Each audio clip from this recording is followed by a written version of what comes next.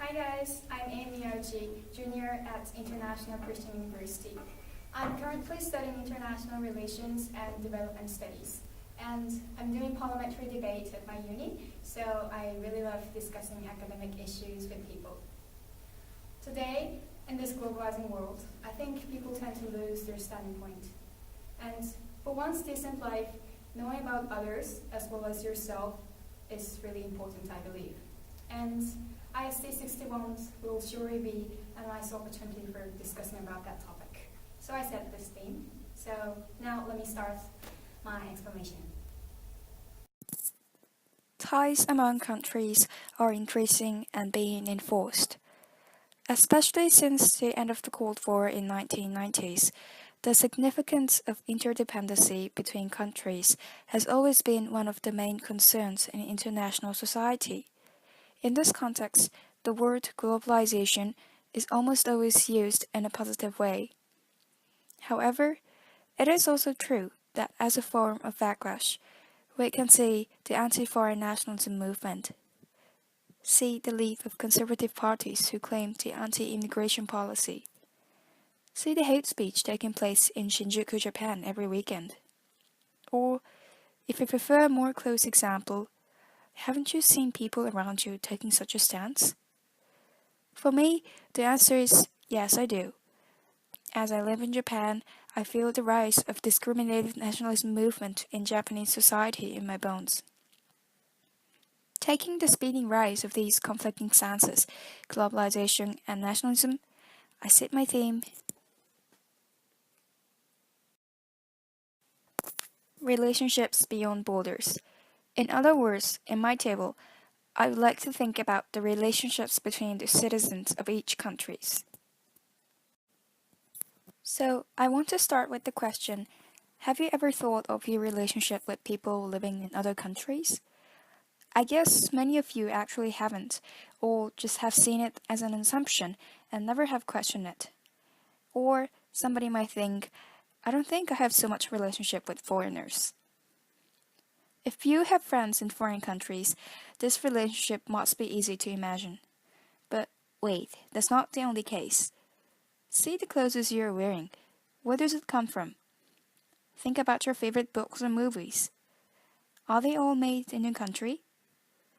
Almost everywhere around us, we can find the evidence of our relationship with people in other countries. Then, the question is, what exactly or concretely are such relationships? First one is economy. Free trade is a good example.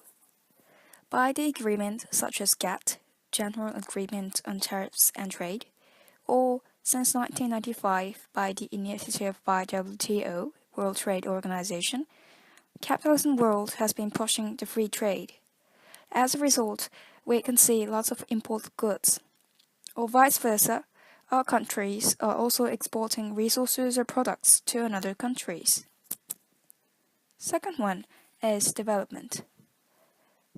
Since the 1960s, international cooperation in development has continued.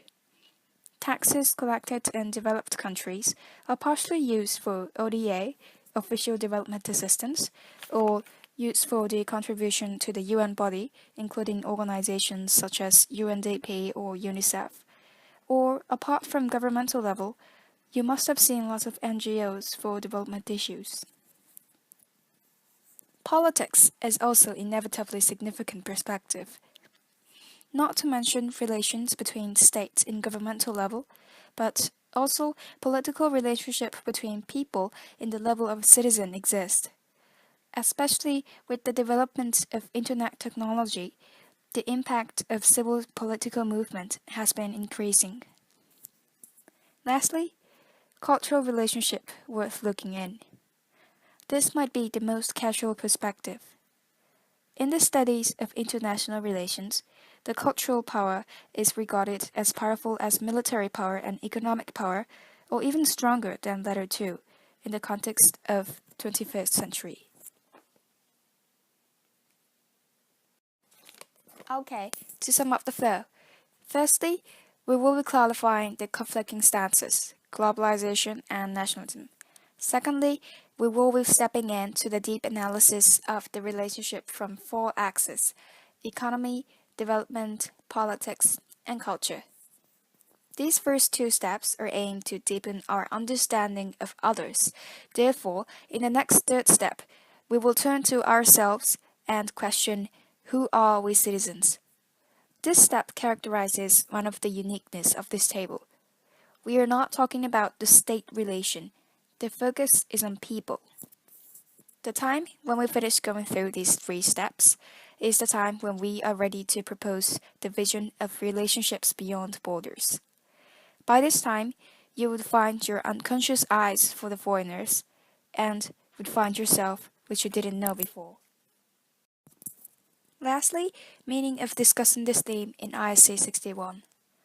There are two reasons. Firstly, this year 2015 is special for the world. It's the year of the end of MDGs. MDGs was introduced in the mode of favoring global partnership.